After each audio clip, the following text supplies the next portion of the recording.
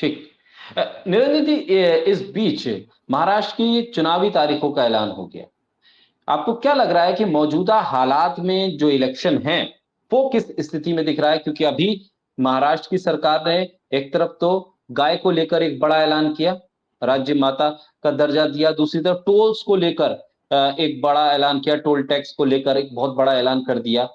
दूसरी तरफ महाराष्ट्र में क्या अंडरवर्ल्ड पनप रहा है, ये भी एक सवाल खड़ा हो गया बाबा सिद्दीकी की हत्या के बाद। और जो कोलिशन है, महाविकास आघाड़ी और फिर महायुति, इन तमाम कोलिशंस के बीच में चुनाव कहां दिख रहा है? क्या स्थिति नजर आ रही है फिलहाल आज की तारीख पे, जब चुनावी तारीखों का ऐलान?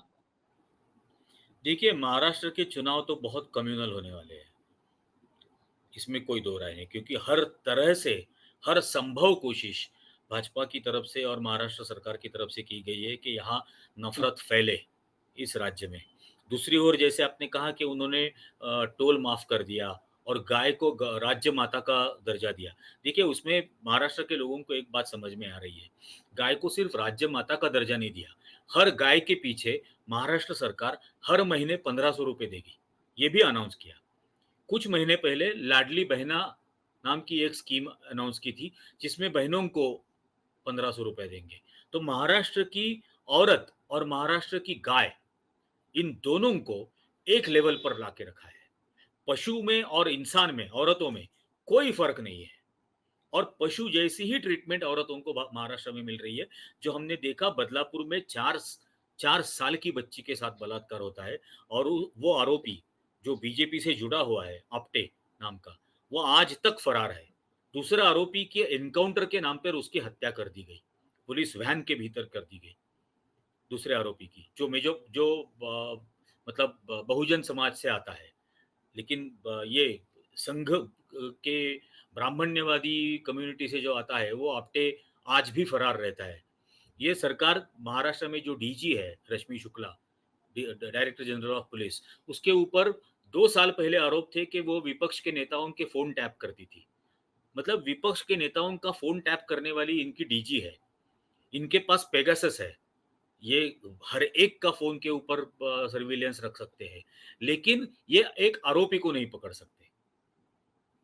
बदलापुर के दूसरे दिन नासिक में, मैं जहाँ रहता हूँ, 5 साल की बच्ची के साथ स्कूल में वाक़या हुआ, इसी किस्म का। लातूर डिस्ट्रिक्ट में 70 साल की बूढ़ी औरत के साथ बलात्कार हुआ, औसा तालुका में। रत्नागिरी में 19 साल की स्टूडेंट लड़की के साथ, जो कॉलेज स्टूडेंट थी, उसके साथ बलात्कार हुआ। अब बताइए, क्या वो लड़की लाडली बहनाएँ नहीं थी इनकी? तो ये फ़र्क महाराष्ट्र में लोगों को समझ में आता है। ये जो टोल माफ़ कर दिया है बम्बई का, वो सिर्फ़ बम्बई में एंट्री करने वाले व्हीकल्स पर टोल माफ़ किया है। पूरे महाराष्ट्र में टोल चालू है अभी भी, सिर्फ़ बम्बई का माफ़ किया है और अभी तक कॉन्ट्रैक्टर जो है, जो कलेक्टर है, टोल कलेक्शन करने वाली एजेंसी, उनकी तरफ से कोई रिएक्शन नहीं आई है। तो चुनाव के बाद वो कोर्ट में जाएँगे, वो कोर्ट में कॉन्ट्रैक्ट दिखाएँगे कि इतने साल टोल कलेक्शन कर हमारे पास कॉन्ट्रैक्ट था, तो कोर्ट वापस कहेगा हाँ, इनका टोल दोबारा शुरू कर दो। तो ये चुनावी जुमला जब बनकर रह जाएगा। ये भी लोगों को समझ में आता है। ये जो बिल्कुल। पूरा नॉइज़ दिख जी। रहा है, यही लोग कर रहे हैं। और भाजपा निरंजन जी। महाराष्ट्र में मैं आपको एक ही सेंटेंस में बताता हूँ। महाराष्ट्र जी। में भाजपा और भाजपा ने जी। महाराष्ट्र में जो पॉलिटिकल अग्निवीर बनाए हैं, अजित पवार और एकनाथ शिंदे, जी। ये इस चुनाव में इनका सुपड़ा साफ हो जाएगा। निरंजन जी, जैसा कि हरियाणा में हमने देखा कि कांग्रेस ने बहुत अच्छा प्रदर्शन दिखाया था लोकसभा के चुनाव में, 5 सीटें वहां से हासिल की थी। लग ये रहा था कि विधानसभा में भी वो कन्वर्ट करके सरकार बना पाएंगे, लेकिन वो नहीं कर पाए।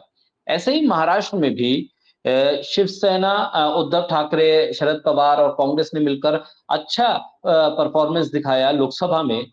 तो क्या ये समझा जाए कि इसको हम विधानसभा में कन्वर्ट कर पाएंगे, या फिर हरियाणा जैसी स्थिति आपको दिख रही है?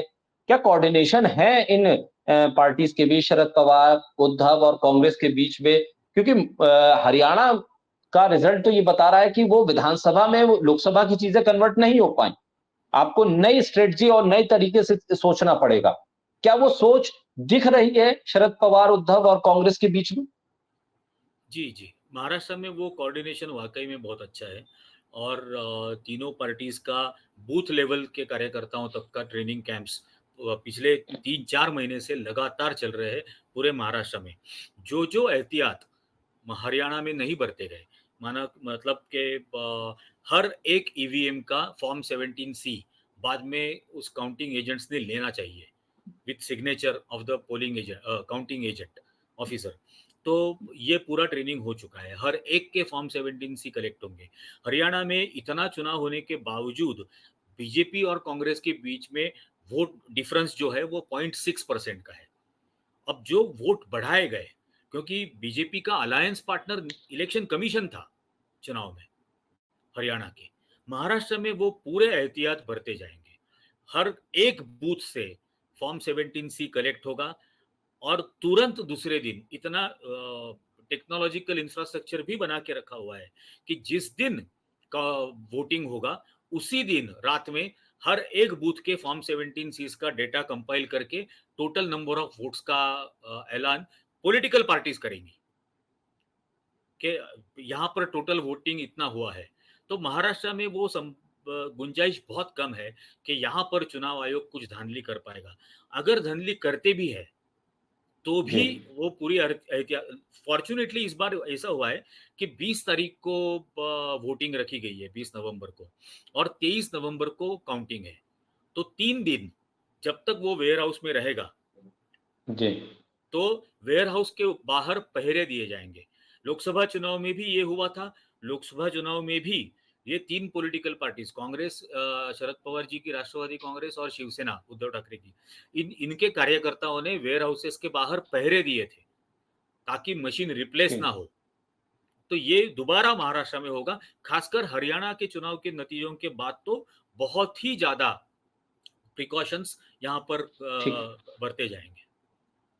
निरंजन जी, चेहरा किसे बनाया जाएगा? क्या उद्धव ठाकरे को चेहरे के तौर पर, सीएम कैंडिडेट के तौर पर प्रोजेक्ट कर दिया जाए, ये बेहतर होगा गठबंधन के लिए, या फिर कहीं ना कहीं अंदर खाने चेहरे को लेकर कोई लड़ाई आपको दिख रही है? दूसरी तरफ उधर एकनाथ शिंदे क्या चेहरा बन पाएंगे बीजेपी के साथ मिलकर, या फिर वहां पर भी अब बीजेपी कहेगी कि अब हमारी बारी है, हम अपने चेहरे को प्रोजेक्ट करेंगे और नरेंद्र मोदी के नाम पर उनके चेहरे पर चुनाव लड़के बाद में हम तय करेंगे कि चेहरा कौन होगा?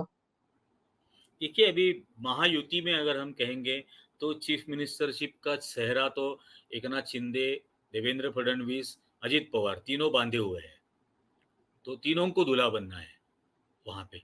और ऐसे सूरत में मेरा पर्सनली मानना यह है कि महाविकास आघाड़ी ने सीएम के लिए किसी का भी चेहरा प्रोजेक्ट करने की जरूरत नहीं है, क्योंकि सामने कोई एक चेहरा नहीं है। सामने हर एक कह रहा है कि मुझे चीफ मिनिस्टर बनना है, वो एम्बिशन रख के वहां पर बैठे हुए हैं, तो इन्होंने बताने की जरूरत नहीं है। हाँ, महाविकास आघाड़ी के चीफ मिनिस्टर के रूप में उद्धव ठाकरे ने पहले 2.5 साल जो परफॉर्मेंस किया है, खासकर कोविड के 2 साल में उन्होंने महाराष्ट्र में जात, धर्म, पंथ, लिंग, शिक्षा, ये सारे दीवारों के परे होकर हर एक महाराष्ट्र के रहने वाले सिटीजन की सुरक्षा की जिम्मेदारी उन्होंने उठाई थी। और एज अ फैमिली पर्सन वो किस तरह से केयर कर रहे थे। केंद्र सरकार वैक्सीन के सप्लाई से लेकर हर चीज में अटकलें डाल रही थी। जीएसटी का जो मुआवजा मिलना चाहिए था वो भी महाराष्ट्र को नहीं जा रहा था, जो 40,000 करोड़ के आसपास था। उसके बावजूद महाराष्ट्र सरकार ने हर जगह पे कैंप खोले।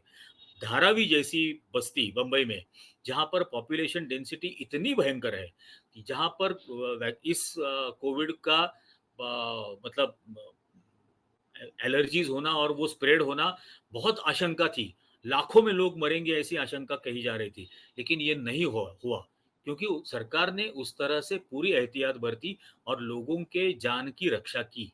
ये महाराष्ट्र जानता है। तो अलग से एक सीएम फेस प्रोजेक्ट करने की कोई जरूरत नहीं है, खासकर तब जब सामने कोई एक फेस है ही नहीं।